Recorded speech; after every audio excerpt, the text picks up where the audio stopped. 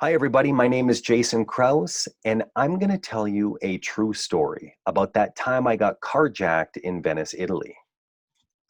Now, you might be thinking, hold on, Jayson, isn't Venice mostly water?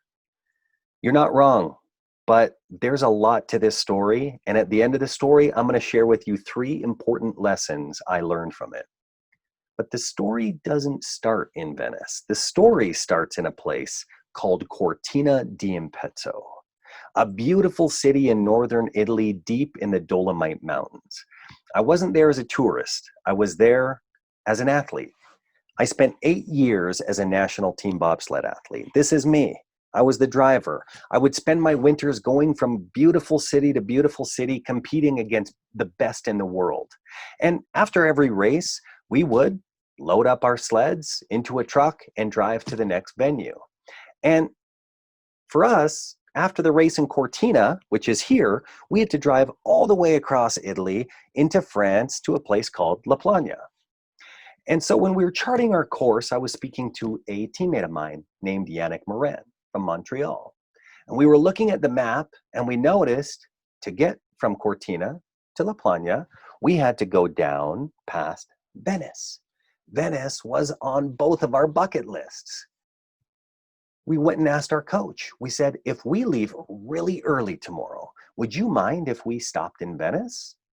He said, it's not a problem as long as you make it to La Plana before midnight the next day.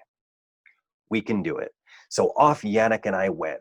We did our preparations. We loaded up our truck. Now, don't think we drove around in anything sexy. This was what we drove around in. We'd load up our sleds into this and we hit the highway really early. And it took about probably close to 3 hours to get from Cortina to Venice in this. And for those of you that have never been to Venice, what you do is you drive into a parking lot and you take a water taxi into Venice. We didn't have a lot of time, and so Yannick and I busted around and soaked up as much as we could in this beautiful city. Alley to alley, coffee, pastries. We soaked it up and then had to hop back on the taxi to get back to the parking lot and make our way to La Plana. I was driving, had the keys in my hand.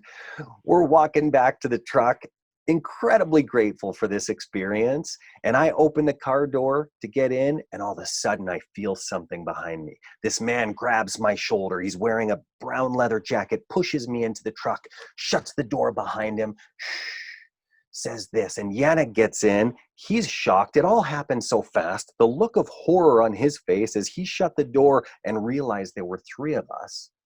And then the man took his finger from his mouth and put it into his jacket. And both of us thought, we are dead. He's going to shoot us and leave us here. And so we pulled out of his jacket, not a gun, but a brown leather pouch. And instantly our fear turned to a little irritation. And we became more irritated when he pulled from this pouch a fistful of gold. And he points out into the distance. He says, last night, a ship came in with Spanish gold. And he looked around and then he held the gold up and he said, 600 euros. Yannick and I look at each other. We're like, man, we are bobsledders. We spend most of our time begging for money. We just don't have money. We're amateur athletes. We can hardly eat, but this man is persistent. 500 euros. We don't have any money. 450 euros. We don't have any money. And we were willing to prove it. Both Yannick and I pulled out our wallets and held it out for him to see. We have nothing of value. Now, we didn't think we had anything of value. But funny enough, Yannick and I live in completely different parts of the country. Montreal to Calgary is about the equivalent distance of San Francisco to New Orleans. And so very far apart. But the funny thing is, both of us in our wallets had something called Canadian Tire money. Canadian Tire is very similar to a store like Target. But when you buy something at Canadian Tire, you get Canadian Tire money.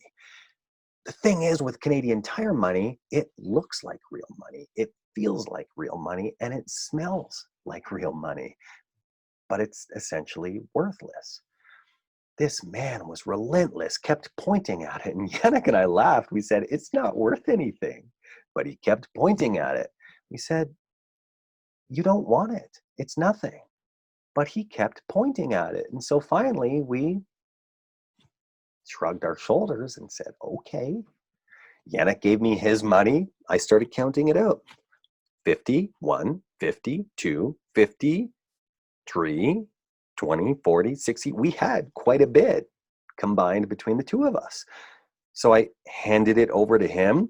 He handed me the bag of gold and thanked us, and away he went. Yannick and I sat there stunned, didn't know what to believe. But here we were left with this gold, which didn't end up being real gold. And this man walked away with a fistful of cash, which wasn't at all a fistful of cash. So what's the lesson? Well, the first lesson for me is you can take a quote by Sir Walter Scott. Oh, what a tangled web we weave when first we practice to deceive.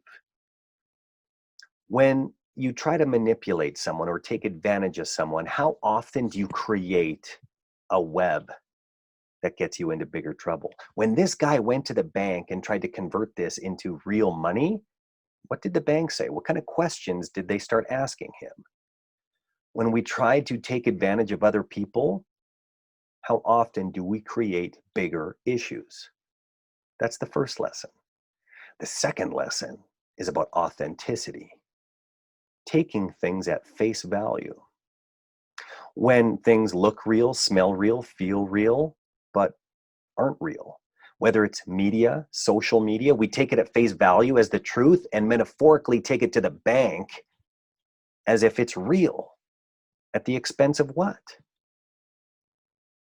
So examine what you choose to perceive as authentic, but more importantly, take the steps to explore it. Your relationships, the things that you choose to take to the bank.